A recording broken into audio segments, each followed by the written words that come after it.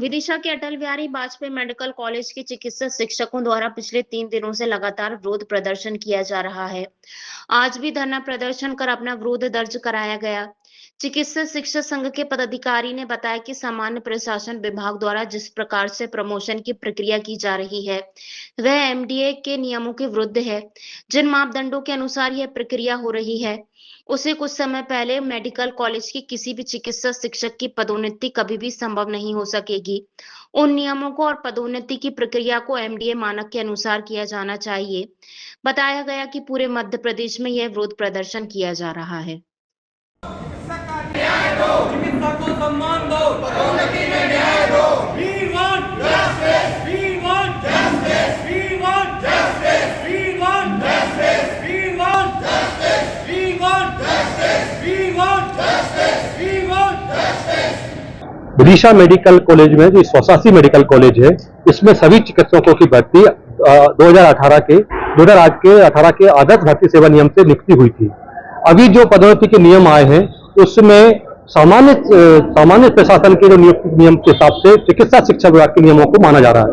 इसमें क्या होता है कि हमारे जो एनएमसी के गाइडलाइंस है, उसमें असिस्टेंट से एसोसिएट प्रोफेसर बनने के लिए 4 साल अनिवार्य होते हैं और एसोसिएट से प्रोफेसर बनने के लिए 3 साल अनिवार्य होते हैं।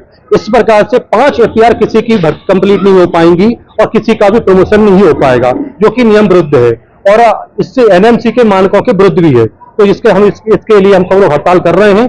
विदिशा का ये बहुत बड़ा नुकसान है। विदिशा तो नहीं, पूरे मध्य प्रदेश के सभी जो 85 मेडिकल कॉलेज जो नए आए थे, उनमें किसी का भी नहीं हो पा रहा है। इसका हम शिक्षा किसमें धरने पर बैठे हैं? ये पूरे मेडिकल कॉलेज के सभी मेडिकल टीचर जितने भी हैं, सब लोग धरने बैठे हुए हैं और एकल ही इसमें उम्मीदवार है। तो ऐसी किस प्रकार की विवादित स्थिति भी नहीं है और सभी की नियुक्ति 2018 में हुई थी। तो हमारे जो नियुक्ति पत्र है, उसमें भी हमारे आदर्श भर्ती सेवा नियम लिखे हुए हैं, तो उनका पालन क्यों नहीं किया जा रहा है? तो ये हमारी इसकी डिमांड है। क्या रहेगा? अभी हमारा कल भी आंदोलन रहेगा। कल की अगर हमारी सरकार हमारी बात नहीं सुनती है, तो फिर हम सोमवार को दोबारा से बड़े रणनीति बना के और ये आंदोलन और भी इंटेंस हो सकता है। तो अभी हमारे जो ये आज हम यहाँ पे आंदोलन के लिए विवश हुए हैं और यहाँ पर खड़े हैं, उसका एक महत्वपूर्ण मुद्दा ये है कि सामान्य प्रशासन विभाग के जो पदोन्नति के नियम आए हैं, उसको हमारे चिकित्सा शिक्षकों के ऊपर भी थोपा जा रहा है। जबकि चिकित्सा शिक्षकों की पदोन्नति का नियम जो रहता है, वो आज से कई सालों से एनएमसी की मान्यता के अनुसार हुआ जा रहा है और पूरे देश के अंदर सभी मेडिकल कॉलेजेस के अंदर जो पदोन्नति होती है, वो एनएमसी के मान्यता के हिसाब से होती है। तो एनएमसी का हमारी ये मांग है कि हमारी जो पदोन्नति है, जैसे पूरे देश के सभी मेडिकल कॉलेजेस के अंदर होती आ रही है, वैसे ही एमपी के अंदर भी उसी एनएमसी के मान्यता के अनुसार ही पदोन्नति की जाए, बाकी सामान्य प्रशासन की पदोन्नति के नियम को मेडिकल कॉलेज पे थोपा जाए। इससे कई चीजों पे लाइक जैसे कि मान्यता पे खतरा आ जाता है, क्योंकि जैसे विदिशा के अंदर अभी हमारा इंस्पेक्शन हुआ था 180 सीट के लिए, और 180 सीट के लिए भी हमारे यहाँ अभी भी डेफिशिएंसी पाई गई है। यदि ये पदोन्नति नहीं होती है समय पर, तो ये डेफिशिएंसी धीरे धीरे बढ़ती जाएगी।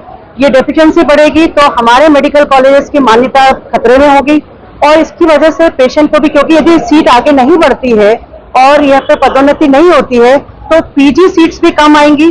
पीजी सीट्स कम आएंगी, पेशेंट को भी नुकसान होगा, कॉलेज को नुकसान होगा। तो ये नियम लागू करना पूरी तरह से गलत है और इस पर ध्यान देना चाहिए। हमारा जो आंदोलन है, ये हम बहुत ही चरणबद्ध कर रहे हैं। हम ये चाहते हैं, हमारी ये कोशिश है कि हमारे आंदोलन के साथ साथ पेशेंट को कोई परेशानी ना हो, इसका भी हम ध्यान रख रहे हैं। पर एक साथ हम ये भी चाहते हैं कि जो ऊपर एडमिनिस्ट्रेटर है, वो हमारी बात को समझे, हमारी बात को माने और विदिशा मेडिकल कॉलेज और सभी एमपी के सभी मेडिकल कॉलेजेस के अंदर पदोन्नति के जो नियम है, वो एनएमसी के अनुसार किए जाए, न कि सामान्य प्रशासन के नियम के अनुसार किए जाए। तो इससे सभी को नुकसान होगा, मरीजों को नुकसान है, पीजी सीट्स का नुकसान है, हमारी एमबीबीएस की मान्यता को खतरे में है। तो ये हमारी सरकार से निवेदन है कि वो हमारी मांगों पर ध्यान दे और इसका जल्द से जल्द निराकरण करे।